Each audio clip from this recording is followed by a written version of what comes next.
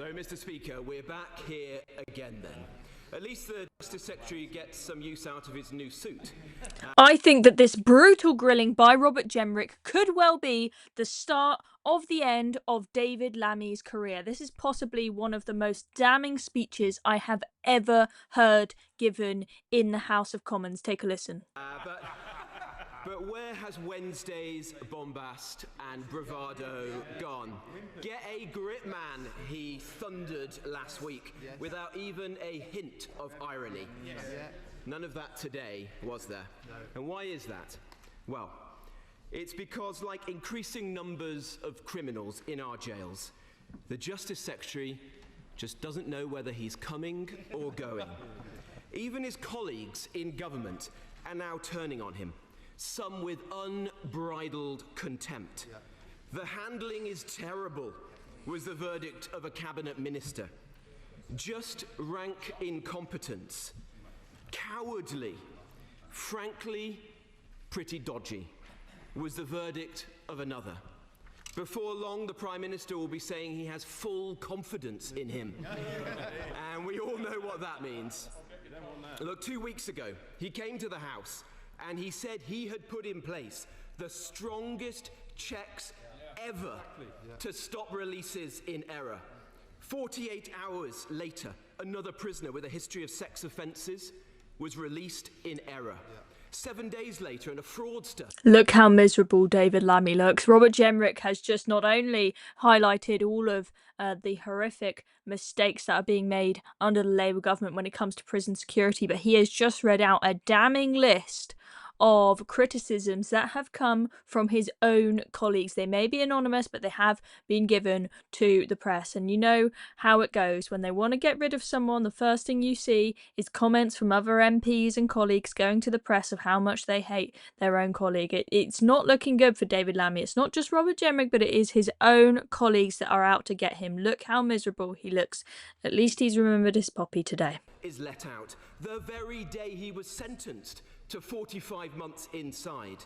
And today, he admits that he's lost another prisoner that same day.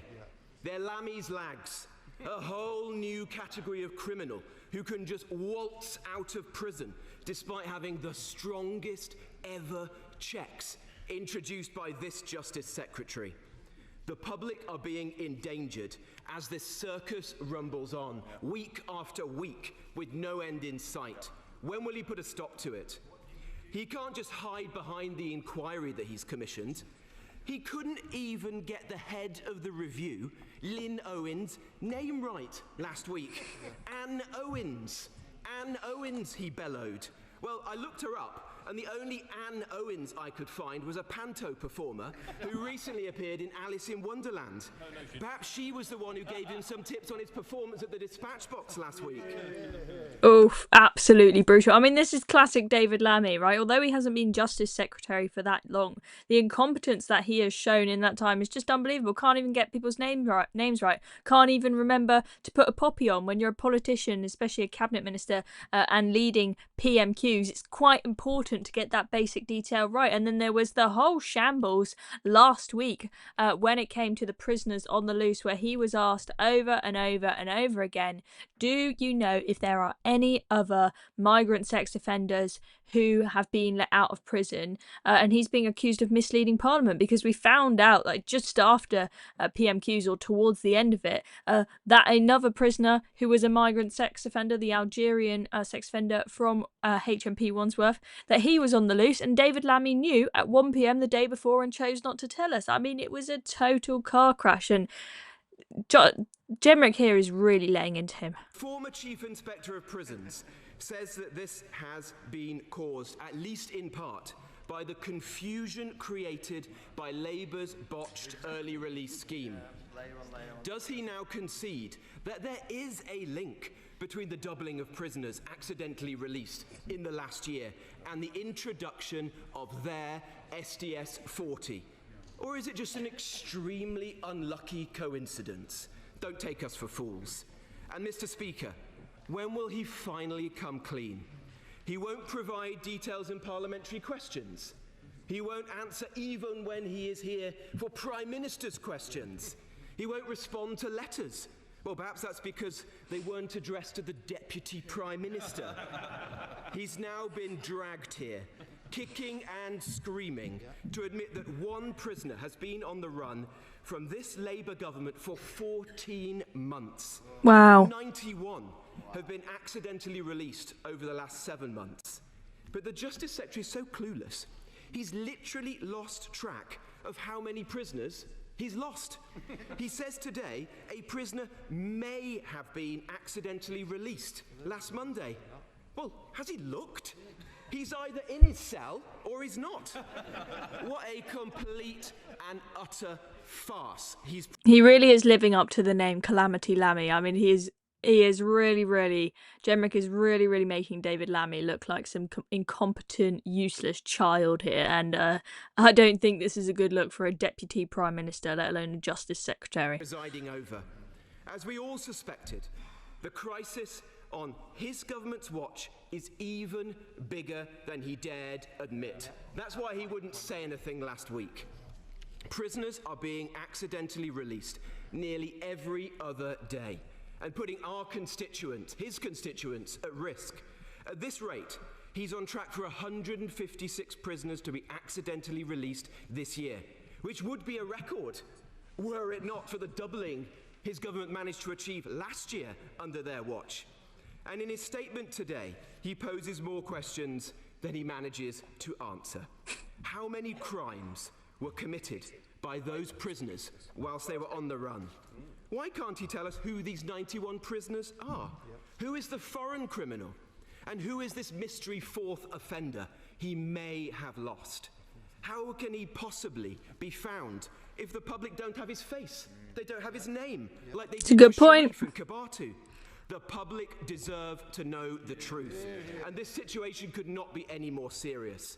There's been a 9-fold increase in the number of violent offenders accidentally released in the last year. A 9-fold increase. That's insane. The criminal justice system under his watch has been made to look a total mockery. The public are being put at risk. In his own words, Mr. Speaker, it's time for him to get a grip or go. Wow, that was so damning. Let's talk about that briefly, but before we do, if you're enjoying this video and want to see more videos like this, make sure you hit the subscribe button down below so you see more of our content. But wow, I mean, that speech by Robert Jenrick there, he did not go easy on David Lammy, and you saw David Lammy there, he was looking miserable, almost as though he was going to cry on the front benches like Rachel Reeves did once upon a time after that welfare bill rebellion.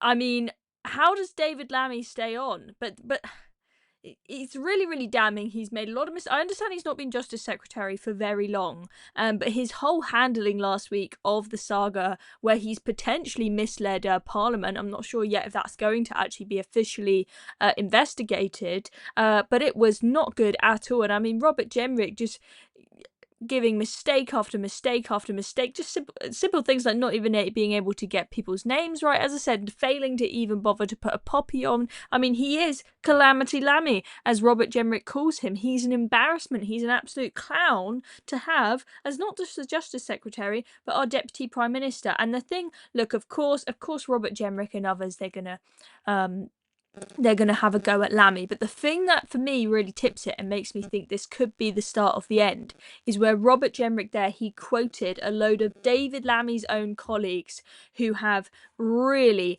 ripped into him. They may have done it anonymously, but they have done it. And that if you've got people plotting against you within your own party to take you down, that's the start of the end to me. So let me know in the comments what you think. Hedge your bets. How long is David Lammy going to stay in office? The one thing that he has got going for him is that they have got barely any talent whatsoever in the Labour Party, so it's very difficult to replace anybody if you fire them. We've had quite a revolving door at number 10. We've had loads of people kicked out. We've had Peter Mandelson gone, Angela Rayner gone, Louise Hay gone, Sue Gray gone. I mean, the list goes on. I've lost track of how many people have had to be fired. David Lammy potentially could be next, but who on earth would they replace him with?